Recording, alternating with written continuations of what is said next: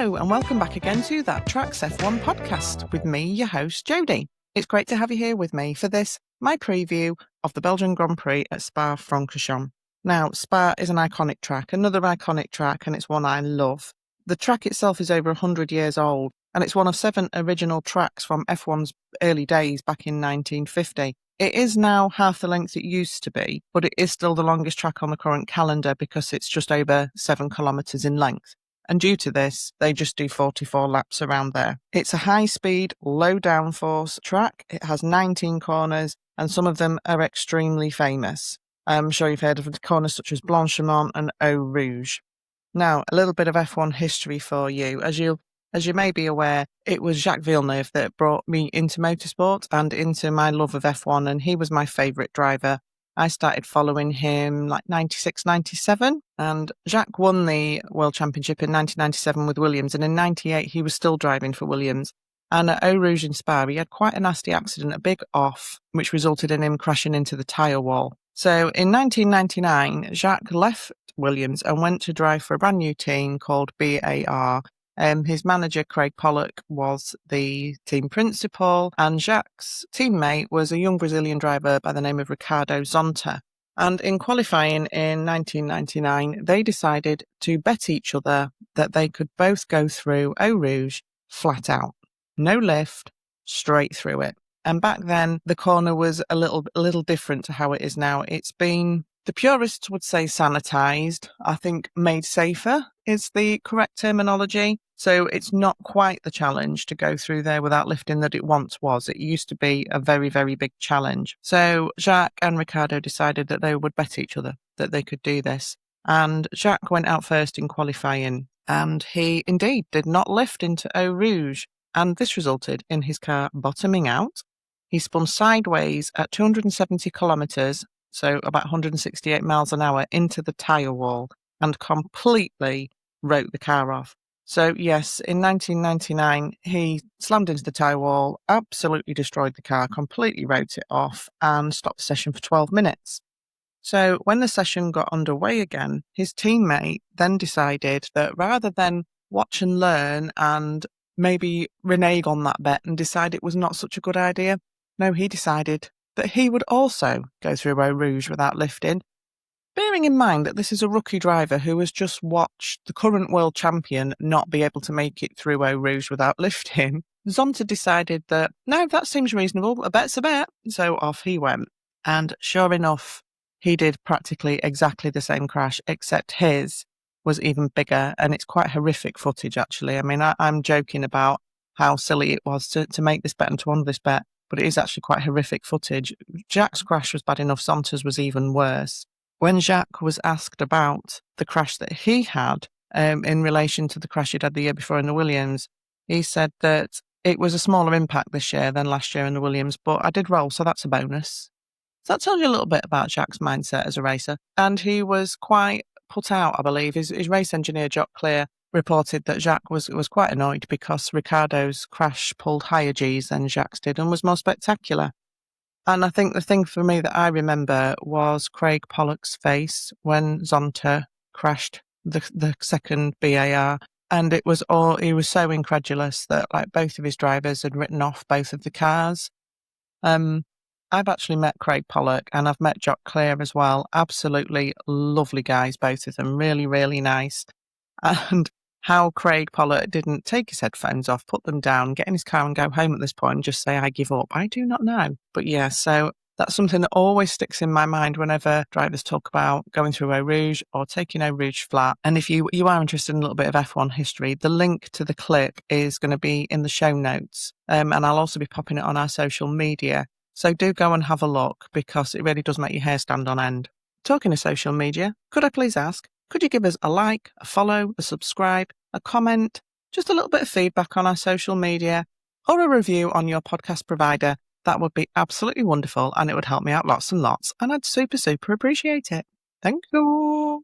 So back to the Spa track. I think there's a little bit of concern about how the new regulation cars are going to cope with the straights in Spa. I think we could see a little bit of yo-yoing again The other thing to take into consideration at Spa as well that can catch a lot of people out is that due to the size of the track and its location, it's almost like its own little microclimate, that parts of the track can be wet while other parts of the track can be dry. And the weather at Spa is extremely changeable. It can be dry one minute and absolutely hoiling it down the next. So that's something to look out for as well. I think currently the weather forecast is dry, but it can just change so quickly at Spa. But should it rain, especially if it's only in places on the track, that does present a really unique challenge. And I think the drivers will already have their work cut out from a battery management point of view at this track. So casting our minds back to last year, it was actually a sprint here at Spa last year. This year, obviously, the British Grand Prix was the sprint weekend. And in the sprint on the Saturday, Oscar Piastri did an amazing lap to take pole. And behind him on the grid was Verstappen and then Norris. Verstappen actually got past Oscar Piastri on the first lap to take the win, with Piastri and Norris second and third. But it was race day, really, that was probably a little more interesting. It was absolutely hoiling it down with rain, to the point that we had an 80-minute rain delay for the start of the race. The start of the race was also started behind the safety car, so we had 4 laps behind the safety car. Norris was actually on pole with Piastri behind, then Leclerc, Verstappen and Albon. It seems bizarre now, doesn't it, with the terrible year that Williams are having, that Albon qualified 5th in Belgium. So when racing did get underway, Piastri got past Norris at turn 5 and absolutely flew through Eau Rouge. And that really, really was a ballsy move, because that track was still very, very wet. And that could have very easily come unstuck. And for a split second, I had visions of the Jacques and Zonta accident from back in the day.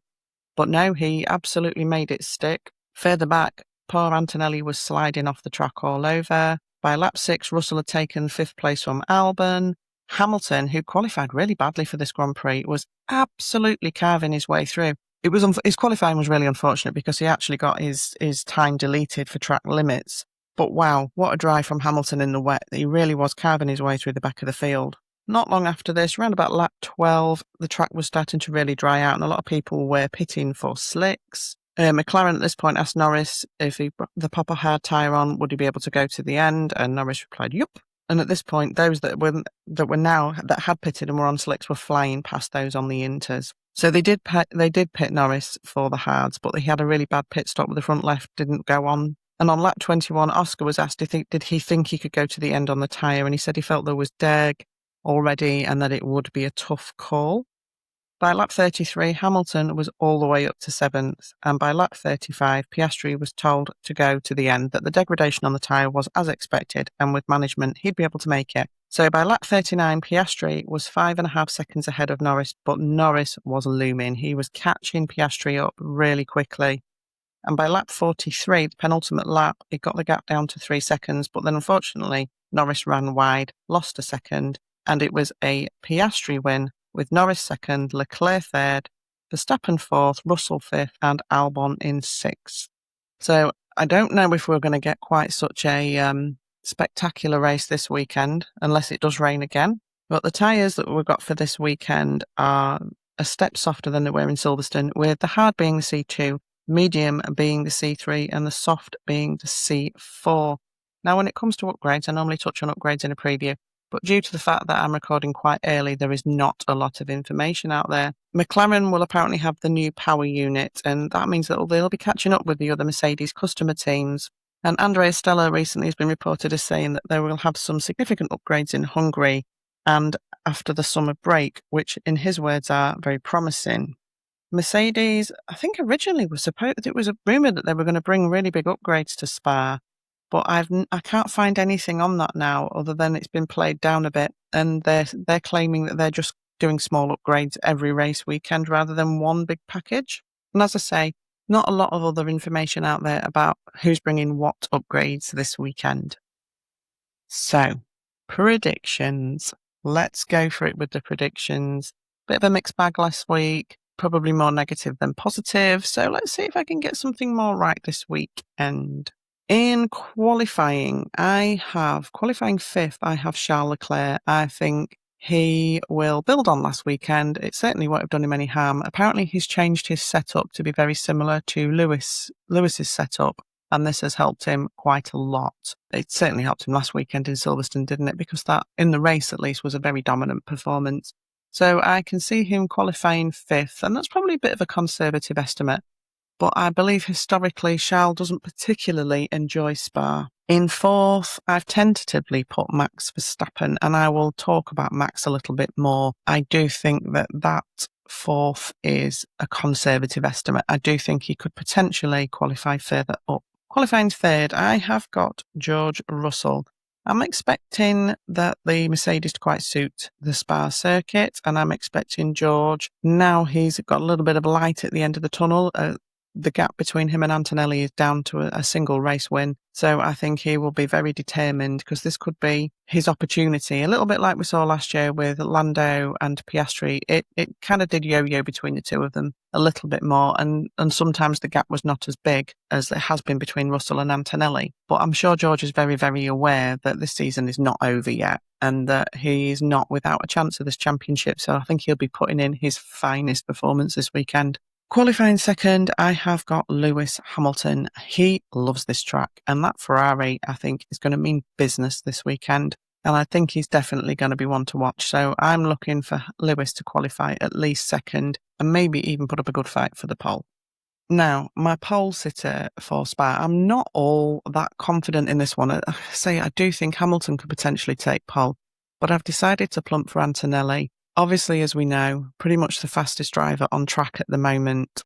I seem to remember him really struggling last year at Spa, but that was kind of during his kind of European slump where he went off the boil a little bit. So I think it's quite difficult to judge by how well he did last year. Plus, of course, it was wet last year at Spa.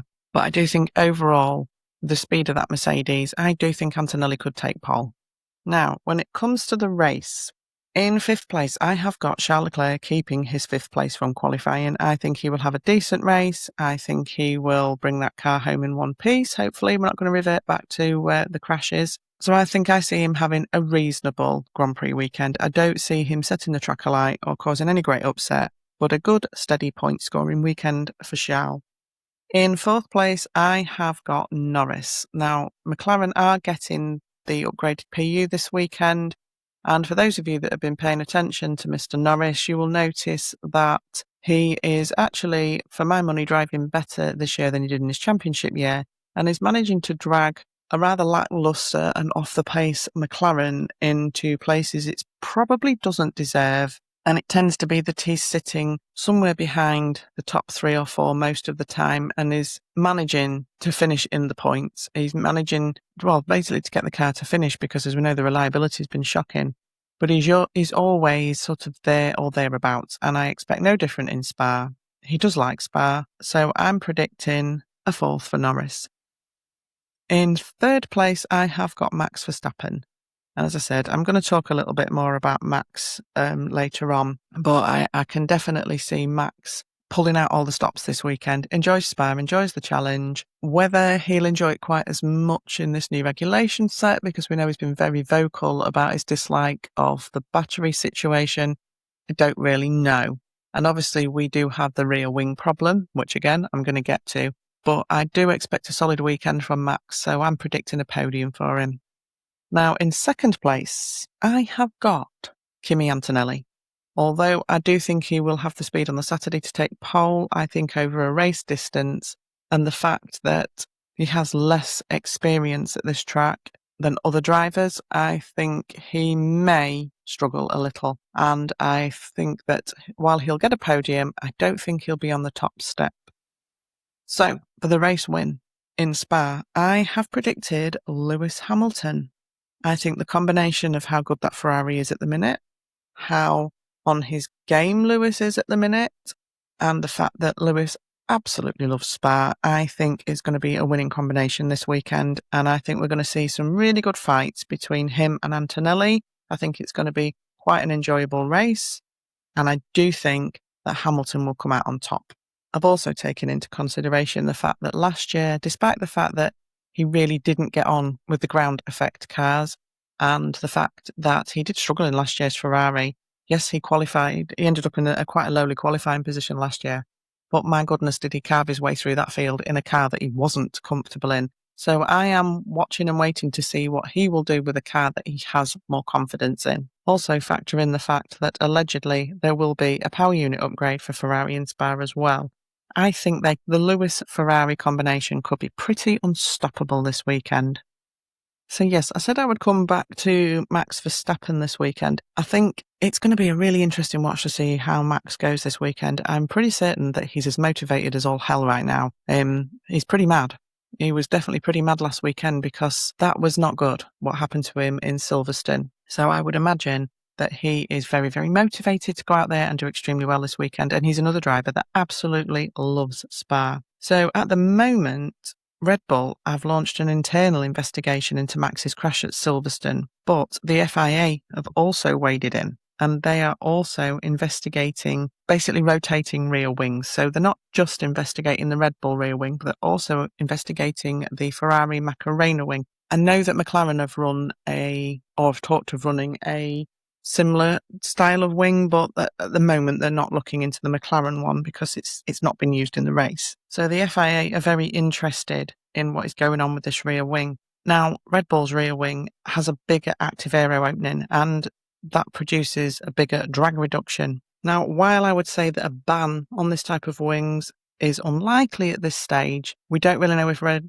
Bull will be running this wing for Spa. And to be fair, I don't know if Max would even want that wing on the car for Spa because he has labelled it dangerous. Now, I've seen all over the internet an awful lot of experts, and I say experts in inverted commas, saying that, well, the wing looked closed on the entry to the corner where Max went off, and they're trying to insinuate that it was a mistake by Max. Now, I am not an aerodynamic expert, and I don't claim to be. I would be surprised if it was an error by Max. It looked a little bit strange from where I'm sat for a driver of Max's experience. I'm not saying it couldn't possibly be. It absolutely could be. But this is the second time it's happened. It does seem a little bit strange. Now, the design of these wings, the rules are that wing has to close within 400 milliseconds. And yes, so that could mean that wing was closed as he went into the corner. But we're talking about such fractional time frames here that the wing can be closed, but the airflow not fully reattached, which means that although the wing is closed, he could still end up with losing the back of the car the way that he did because that airflow was not reattached and is not giving the downforce. So we're waiting to see what the FIA are going to say about these wings, whether they will look for refinements and adjustments, whether they'll ban them outright, which I find doubtful, but I don't know. I think it'd be interesting to see nearer the race weekend whether or not Red Bull will be running with that wing. So back to my predictions and my hit the mark. A little bit of a vibes one this weekend again, because I say we're still on, let's see how these cars will go in Spa with the new regulations. But I have a positive feeling about Audi this weekend. And I do think the larger turbo that they run will be a big advantage on the straight. Bortoletto, absolutely cracking form. Look at where he finished last weekend in Silverstone, 8th place. Nice points. Well done, Gabrielle. Don't really know where Hülkenberg would have ended up because obviously he had a reliability issue. So I really, really think that Audi are going to go extremely well here. And I wouldn't take it off the table that it's a long shot, but both Audis may be in the points, lower end of the points.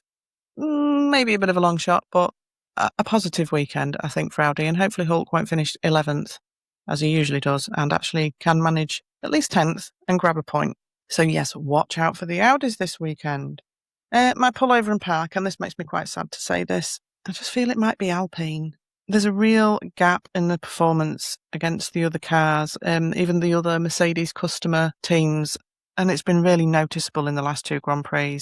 Yeah, you could argue on paper they got points in Silverstone, but that was really because all the cars in front of them went out. They didn't qualify really well. Their qualifying performance has dropped right down. And it isn't a case of just one of the drivers. We're not talking about the fact that Colapinto's qualifying performance has dropped off and Gasly has stayed where he is, popping it up into the top 10. Gasly's struggling as well. And actually, Colapinto and Gasly are quite evenly matched now in qualifying, but they are qualifying. They're going out in Quali 2, whereas Gasly and occasionally Colapinto was dragging the car into Quali 1. Well, not even dragging the car into Quali 1, was getting the car into Quali 1. And I can just see this gap between them and the other top teams starting to get bigger. And whereas I predicted Alpine to do this massive leap up the order this year, which they have, and I do still think they'll hold on to that, they're not going to finish last like last year. I did quite fancy them to be the absolute best of the rest, to finish the season maybe in 5th. And maybe if Red Bull had a lot of bad luck, that they might even match or even slightly pass Red Bull in the points. That's looking quite unlikely now. And really, your best of the rest at the moment is Racing Bulls. Lindblad and Lawson both doing a spectacular job in that car. Can't praise the pair of them enough. It's been absolutely brilliant. Now, I do sense there's a little bit of friction in the Racing Bull camp between the two drivers at the moment. They're both young, they're both passionate, and they both want to put the best foot forward. So I think that's going to need a little bit of management.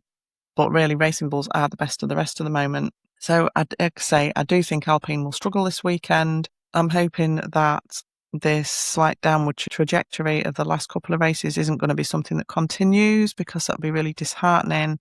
But I just see this weekend being a little bit of a struggle. And as always with Pullover and Park, out of all of my predictions, that's the one I hope I get wrong, because I don't like to see any of the teams have a bad weekend. So there we have it. That is my preview of the Belgian Grand Prix at Spa-Francorchamps this weekend. Now, I have to warn you guys that my review may be a couple of days late. I normally like to get it out on the Tuesday after the race, first thing Tuesday morning.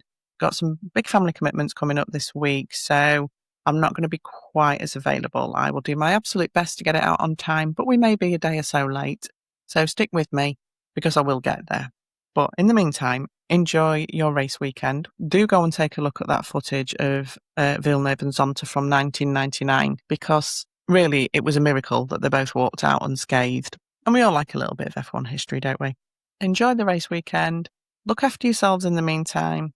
Those of us in the UK that are suffering under yet another heat wave, stay cool, stay hydrated, take it easy, and don't forget the cheesy tagline. That tracks F1 podcast. Track the action, join the fun.